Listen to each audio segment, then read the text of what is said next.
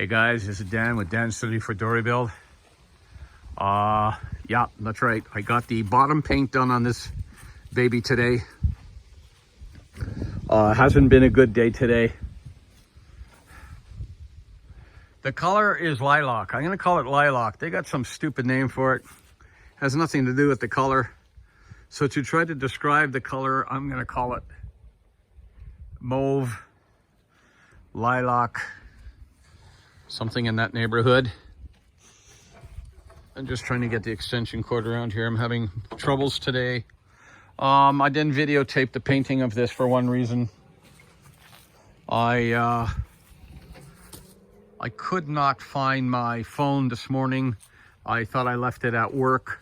I tried using a camcorder. It fell down and broke the speaker on it, the detachable speaker system on it. So I packed that up and I put it back in its box and came out here and started painting. Wanted to get some of the action painting footage, but isn't happening. These are the insects, and all the little crap that falls out of this tree right here. Now this tree here is a pain in my fossil because it goes up. It's a big one. Come down and all of the stuff blows onto the boat here, regardless if I'm painting or not. So, sorry.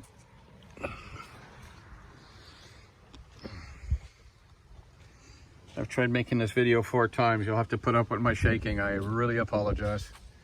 So anyway, here, this side is actually really nice. I don't got as much debris. See that line? The finish looks really good. Mild brush strokes in it. I don't care. It looks good. You know, one of those things when you're building something, you know, and it looks beautiful from 20 feet away until you walk right up to it and you go, oh, look. Well, that's what I've got here. Now, it's not perfect, but it's a hell of a lot better than what I would have had if I wasn't able to sand the fiberglass down. And of course, as I always say, I got Mark to think of that. Look at that. I mean, that's pretty smooth stuff here. This is a boat being built out in the elements. And some days I get really crusty and I come out and work. And then some days just crush me and I still come out and work. So the bottom half of this is not painted, okay? The paint I picked up for this is marine paint. It's a battleship gray. It'll have a sheen to it, okay? And a nice white line, about 2 inches thick, separating this lavender from the battleship gray. Now, if you notice the lavender here, I'll get close. It's a satin finish. That's right, satin finish. I did not go with a gloss. And the reason for that is this is the bottom of the boat. And the bottom of the boat's going to be the part of the boat that gets abused. And I just don't see the sense of using a nice shiny paint. And I thought the contrast would be wicked if I went with a satin finish here, a nice white line here, and battleship gray. And then top side's going to get as much natural wood finish as I can get on it. I was thinking of putting a porthole over here, down here somewhere, or a porthole down and around here. I got a lot of plans for this boat, but I'm going to tell you something right now. I am so happy that the bottom's painted. Now, I priced out bottom paint, okay? And I'm going to tell you, I just can't afford the bottom paint. I mean, I'm just being honest. I couldn't afford it. It was almost $300 a gallon. And it really didn't come in all that many colors, to be honest with you, okay? Bottom paint is dark colors, black or whatever. So what I got here is I got a epoxy paint, and I got 2 coats of primer underneath it. And I got what did I do today? I put in 2 coats of this epoxy lavender, and the paint job I think the paint job came out really good. The bottom's looking good. Now this paint's supposed to dry good and hard, you know, like epoxy. It's actually cement floor paint.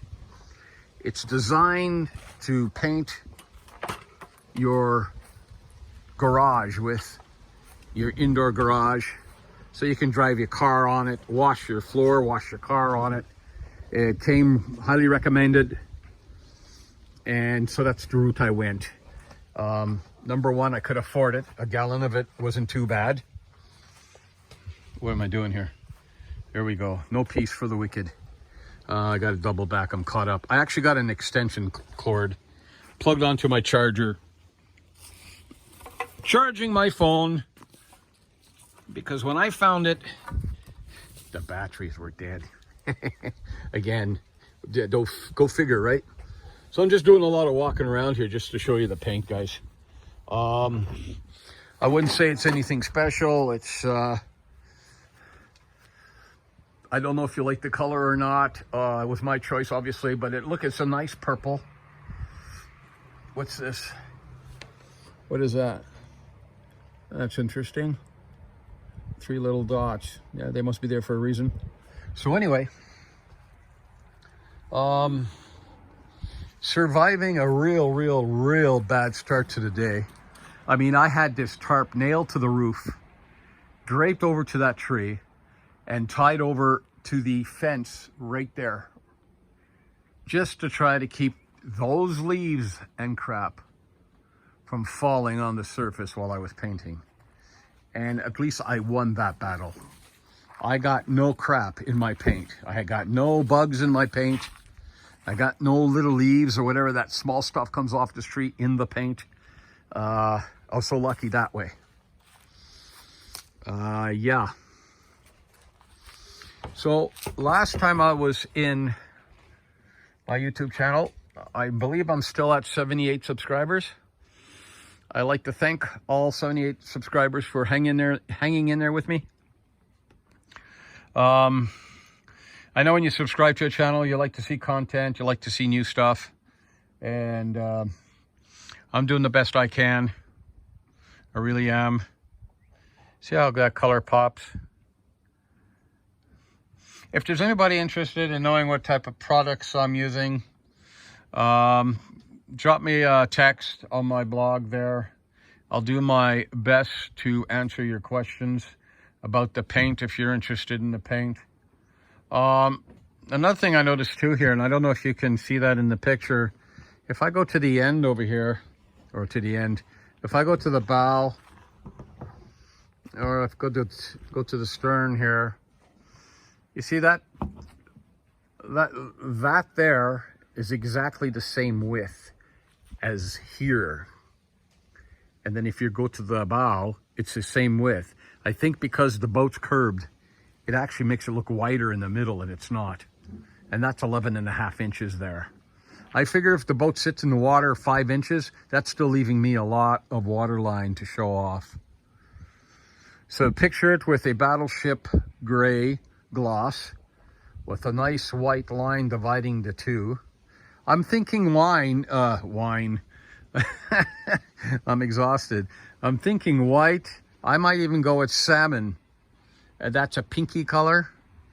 I don't know if you're familiar with it. That bottom ladder there might be considered salmon. You see the discoloration of that ladder? That would be a nice contrast. Now the reason why I went with this color, and I'm going to tell you why.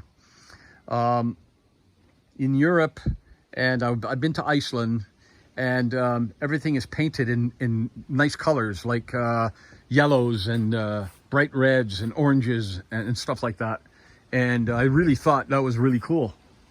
And I thought to myself, okay, we don't do that here in Canada, but what if I did it on my dory? And that's what I'm going for. I'm going for bling, okay? I'm a little different, but I'm going for the bling. Actually, there's a nice green right there that might look good too, dividing those two colors. There's no rules here, guys. You know, there's no rules. you know, you want to put my God, a fluorescent stripe down your boat, you go ahead and you do that, you know.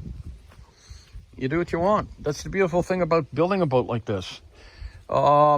Is there a building standard and building colors? I don't think so. You just do what you think you can live with. And I love this color. A lilac, I think it's all kind of lilac. They got some dumb name for it. Doesn't have anything to do with the color. But it's done. So this is going to probably be the last construction I do on this boat this year. I've been shooting my mouth off about painting, bottom paint, bottom paint, bottom paint. Well, it's done. It's all done now. Now, I'm not doing the top paint on the side because when I go to roll it, I don't know how much damage it's going to create, depending on how I actually roll the boat. I might have to do it manually somehow. I do have an engine hoist inside my shed. I might just hook it up in the middle here and start dragging it over and flipping it that way. I don't know yet. It's going to be a big job, I know. I might have to rig up some kind of apparatus and use my truck to pull some type of rope to roll the boat somehow. And I'm collecting tires right now. I've got a couple of them sitting at the back of my shed to put on the ground on the opposite side of the roll to help catch it when it flips. I probably am going to put some kind of 2x4 leaning up against that tree back there as leverage as it rolls over so it doesn't go flop. There's a lot of things rolling around in my head here and how to do this, but I have the whole winter to think about this, okay? We're at a new level of game here, and that's the rolling game. Because once she's rolled over, I have to take in consideration waterproofing the inside. I told you I bought twice as much resin as I needed. The epoxy resin I purchased I did go through 6 gallons of epoxy after it was said and done on the hull. So I still have 6 full gallons left over, and I'm going to be using that to waterproof the inside so that wood I use doesn't delaminate in any way, shape, or form. And it still has to be capsulated inside anyway. To waterproof it. It's simple as that. And then come in with some type of paint and paint the inside. Just to throw it in the air, my cabin here, my cabin will probably run from about here somewhere because the chain has to be set up in here, right? To the anchor, and then off the front. Cabin might go from here all the way to somewhere in here. So we're looking at about 13 feet. And 13 out of 25 is going to leave us what? And that'll be the rest of the boat. And if I'm going to put a wooden motor mount in the back, which has to be pushed inside the boat, I'm going to design something where there's going to be a brace in there to hold that motor mount, and also an area in there I think that will handle holding the fuel cells, so I don't have them out in the middle of the boat here. And everything will be in the back. The motor will be in the back. The fuel cells will be in the back. I'll probably move the battery further up. I'll be putting in a dual sump in the back. You know, I like to double up on stuff. It's just for safety. You know, when you're in the middle of nowhere and you start taking on water, you know what happens, right? Not good. Wow. You see that color? It's coming out now. Earlier it looked really, really blue. But this is, it looks, you know what? I'll tell you what's happening here. It actually looks like the color's darkening up. Maybe it will darken up. Maybe it was too early to tell because I had just finished painting this about an hour and a half ago. And the paint goes on really light. I thought I screwed up with the color. And, you know, $95 a gallon, you can't run back and go, hey, listen, can you change my paint? It's wrong, and you can't do that.